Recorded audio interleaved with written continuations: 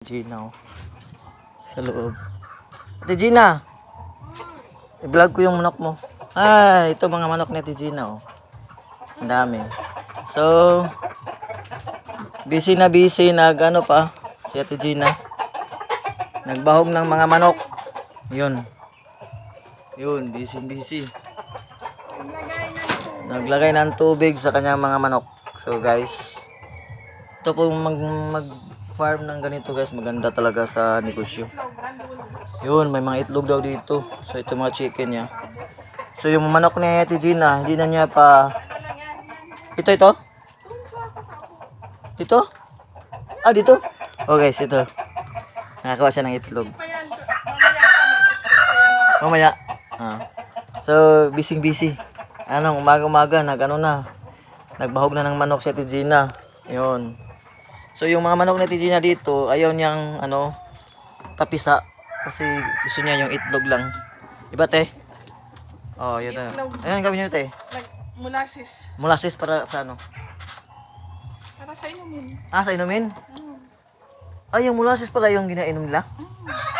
Para sustansya yan, te? Pampa ano?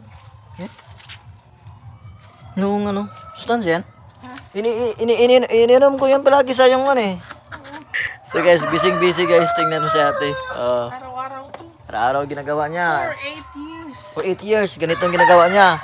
So, kapon, nakakain kami ng manok niya. Kinatay namin yun. Molasses. O yan, molasses daw. So, yan pang vitamins ng manok. Pang painom niya ng manok. So, yan. Okay guys, kakain na kami. So, curious lang ako kay ate kasi hindi siya kakain. Kasi busy pa. Ayan, naglagay ng molasses ng inumin ng manok. Ginanyan lang guys, lang sila sa binibitay lang po yung ininumin nila. Ang purpose din. Para hindi siya madumihan. Para hindi daw madumihan yung... Pag nilapag sa lupa, pag nag-ganyan ganon. So, lahat ng ng putik putik. na. So, yan po yung strategic mga ka-idol kung kayo ng manok. Bitayin nyo yung Para inumin hindi yung nila. malikabok, hindi pupunta Para nilakbik. Tuloy po yung manok ni Ate Gina, oh. Medyo hindi masyado malaki, pero okay na. Maganda rin. Ito, mga molasses ito lahat.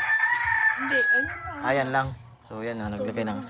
So, dahil mga ka-idol, dahil sekreto po sa mga ka-idol, sa mga, pag mag-farm ka ng mga manok, ganito lang yung gawin nyo. Yung ganitong klaseng mga manok. Yan, di ba? Native to, native. Native lang, guys. Native chicken. So, araw-araw, makakuha siya ng itlog. Ayan, itlog sa araw-araw. Ayan lang, guys. That's it, guys. Pansit. Bye. Di sa atin dyan. Hi. Bye.